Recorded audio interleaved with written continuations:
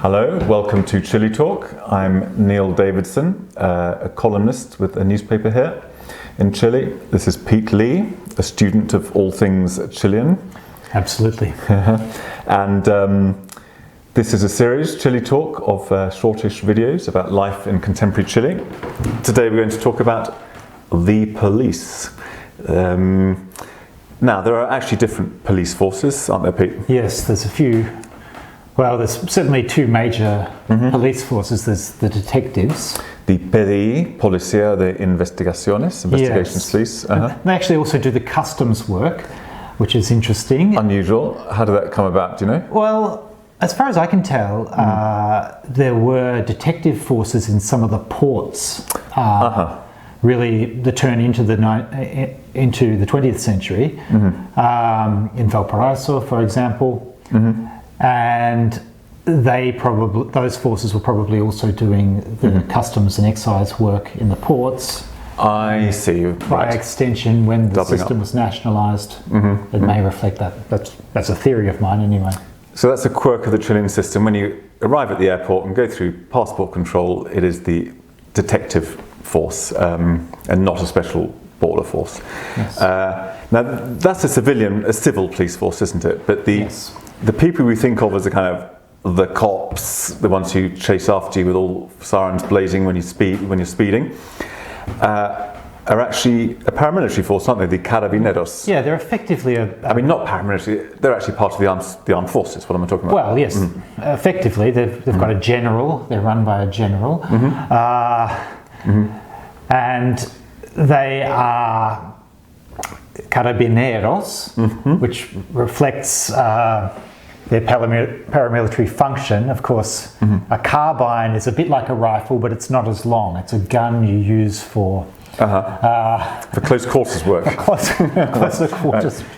Certainly doesn't shoot as far as a rifle. Yeah. And throughout the 19th century, there were units of armies armed with carbines that would also often work as the military police within military forces and do increasingly civilian police work, perhaps most famously in Italy. Of course, yes, the carabinieri. Yes, and in the case of Chile, there was an important regiment named after the famous battle in Chile's first encounter with Peru and Bolivia, the Carabineros de Yungay, the great success of Manuel Bulnes, future president. And by the late 19th century, the very beginning of the 20th century, in the Araucanía, there were carabineros doing policing functions in what was often a very rough and tumble aftermath of the supposed pacification of Mapuche groups. That's right. And that brings us actually to the present. I mean, because obviously all police forces have a different way of treating different members of the public. Old ladies one way, hardened criminals the other. Yes. I as a European foreigner, fall into the old ladies category. So I'm always treated with kid gloves, very politely and nicely by the police. But the same police, obviously, are not so gentle with perhaps poorer people. Yes. And there has been a big police operation in Araucanía against sort of Mapuche unrest, which certainly resembles more a military operation than units trained in Colombia, the sort of jungle force. Right, counterinsurgency forces. That's right. Yes, and there is a certain amount of political Mapuche action. There are accusations that it's only organised crime, but those accusations tend to come from politicians, and some would say that Chilean politics are organised crime as well. Yeah, it's clearly more than that in Araucanía, you know. Yes. So, I mean, that's a running issue for the Chileans. It's a fascinating. That's right. Issue. But you see a very much a military sort of deployment with armoured cars, rather absurdly, because they're not really going up against armed people, are they? No, not necessarily. And I mean, they are loaded with weapons and armour. That's right. And yeah, sorry, go on. Well, the interesting thing about the carabineros is as a national police force, they actually arose. They were unified. All the different provincial and municipal services were unified by an incoming military dictator called Carlos Ibáñez in 1927, and the function of the carabineros was a kind of national personal army of the president, at least for Ibáñez, who was a popular enough president, particularly among wealthier Chileans, but a military dictator.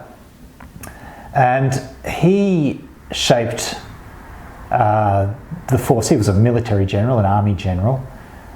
He shaped a very disciplined police force in the carabineros that is really without equal anywhere else in Latin America. Well, this is, I mean, certainly one thing that's striking is that they are not corrupt at the bobby on the beat, at the kind of, actual interaction with the public level. I mean, it's people who've perhaps been used to driving in other Latin American countries might think that if you're caught speeding by the police, you might be able to buy your way out of it, which here you can't. If you try and bribe the police, the carabinero who stops you, you're more likely to be arrested.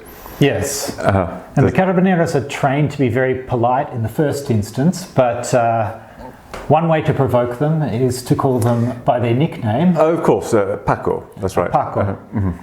And that's considered an act of disrespect of the badge. And is it an intrinsically rude word? Well, it's an interesting word because, like a lot of such words, it's subject to a huge etymological debate. Of course. Some people think that this word comes from Quechua. Yeah, because I suppose the first association one has is that it's an abbreviation of the name Francisco, right? Yes. Paco. Oh, that's certainly the most. It's like Francis Frank, Francisco Paco. Yes, and that's often associated with people from the countryside in different Spanish-speaking countries, including Spain. Paco will actually refer to a sharpshooting huntsman impressed into an armed forces there. Okay, and a real rustic sort of character. Yes, it seems to mean a rustic person in many Spanish-speaking countries. And actually, President Ibáñez, Carlos Ibáñez, this unifier of the police, the unifier of the police, his mother's surname, his second surname, was Del Campo, which is literally of the countryside. And a nickname that he had among the wags of the time was Carlos Ibáñez el Paco del Campo. Got it. So, Country Frank, Country Frank, yes. And that's one image that he had. Another etymology that is rather elaborate is that it might come from a Quechua word for the colour of an alpaca's wool. Okay. So Pacu in Quechua, the language of Peru and Bolivia, and even the northern part of Chile. Obviously the alpaca, one of the camelids of the zone, has a certain colour and quality of wool, and perhaps the early police forces in Chile wore coats of that wool or that colour. In Peru as well, the term Paco refers to somebody like a stuffed shirt, like an important, self-important person. I see, and I think you've said that Paco is also used for the police in other countries. Yes, I mean it's certainly used for the police in places far beyond the influence of Quechua, such as... And also that rather goes against the theory of it coming from Ibáñez's nickname, yes, Paco del Campo. Or indeed coming specifically from Chile. We can't be sure that Paco is a term that comes from Chile. Certainly Chileans use it most enthusiastically. It's used in Costa Rica, for example, which is a long way away, to mean the police, but here it's insistently used to refer to the police, and a lot of Chileans see it as a particularly Chilean word. Yeah. I actually have my own theory of the origin of this word that I've never heard anyone say, and that is that it is an example of these various languages, these various slangs, where terminology is acquired by reversing the syllables of certain words. In this case, the English word coppa becomes paco. Very good. A familiar English-British term for a policeman. And there are various languages in Latin America that have that principle of reversing the syllables. Most famously, lunfardo in Buenos Aires and Montevideo, but also coa here in Chile.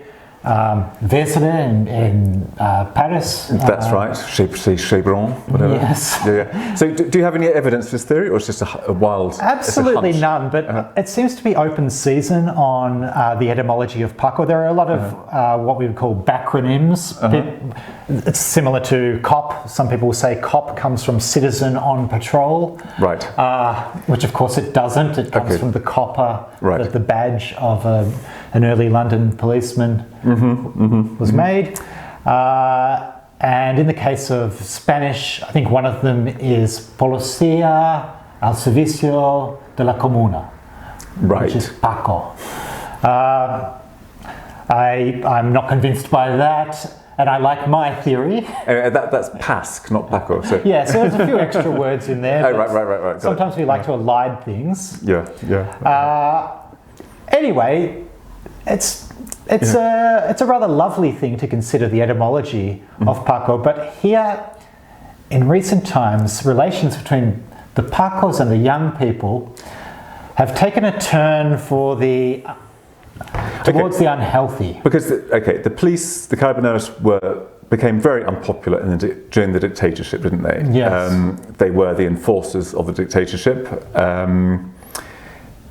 and I guess one doesn't need to really explain any further. No, and they certainly weren't President Allende's army. They worked with that's right, Pinochet in the. And it's interesting that after the dictatorship there was this kind of settling, not a kind of truth and reconciliation process, but one doesn't get any sense that the carabineros feel they have a historical debt to pay off, or that they have to I believe that in Argentina. Because they had such a bad dictatorship, that the police perhaps go more out of their way to look sort of user-friendly. And here they behave as though they've never done anything to apologise for.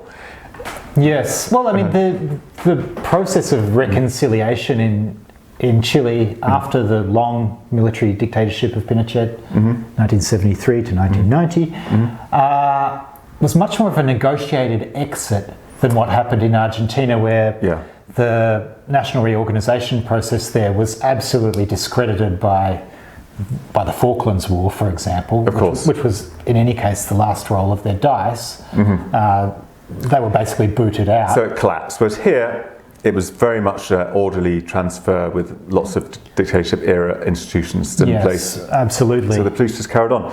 So this kind of unpopularity they earned then, they never really shed it, I guess, with the young people and bring us up to date. Certainly wouldn't admit to it. I mean, they do have their image of being very polite, very forthright, following their statutes, the criminal code that they're ruled by very closely.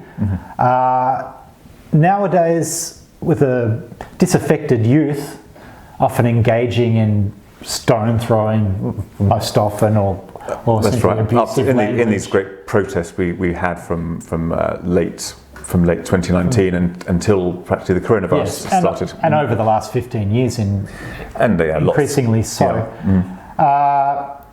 Mostly the protesting it's mostly peaceful. Some of it is provocative. Sometimes the carabineros respond in an overly heavy way. They dress in riot gear. They're called Ninja Turtles with their bright green uniforms. Bright green plastic kind of protective gear. Yes. And they're guanacos, which is another of the camelids. That's right. Because the guanaco is renowned. If you walk past one, it might well spit in your eye. Yes. And so the water squirters here, what are they called? Water cannons. Water cannons are called guanacos here. And there's smoke canisters and all kinds of violent possibilities. Somebody told me that in a process that actually picked up a smoke canister and found that it was past its use-by date. Oh, that's right. Really? So they could probably be done under some health and safety regulation, if only for that, if not actually for tear gassing people. Yes, and certainly you want to follow the boletas, follow the paper trail of who was paid what to acquire the armaments. Or I suppose maybe they just bought a ton of tear gas, had no occasion to use it, and it just seemed a shame to throw it away, really. It could be. It could be, and the tear gas does sting. The relations between some elements within the society, and maybe even some elements from outside Chile, provoking the police, destroying things, have taken a turn for the tiresome and also very destructive in recent times. A lot of people get hurt by the police, but sometimes the police get hurt. That's right. As well. That's right. Female police officers having Molotov cocktails thrown at them and so on. It's not a good vibe. That's right. And so, well, those protests, they were getting quite tiresome. I think everybody was getting pretty bored of them, perhaps even most of the protesters. They dispersed for the summer holidays, didn't they? Then along came the coronavirus. So yes. Now we have to see if they restart afterwards, which I think they probably will. Have to see what the energy levels are like. A lot of people have been cooped up a long time. But one thing's for sure, I mean, there's talk now in the United States of defunding the police, and of course that spreads everywhere else very quickly. We'll start to hear about it more and more here. I'm sure it's inevitable. There is talk about reforming the model of the carabineros. Anyway, if there is, it will have to somehow reflect Chilean values in a way that at times over the last century or so, the carabineros have reflected mainstream Chilean values quite well. Perhaps they're at the end of their use-by date as such. I see. And whatever kind of policing lies in the future will have to be somehow harmonised with the general values of the community. Whatever they might prove to be by them. Yeah, which is a daunting prospect. It's easy enough to criticise institutions. It's much harder to propose robust ones going forward. All right, well, there's our brief roundup of, or brief description of the police in Chile. I hope it was of some interest, and that we will see you next time on Chile Talk. Thank you.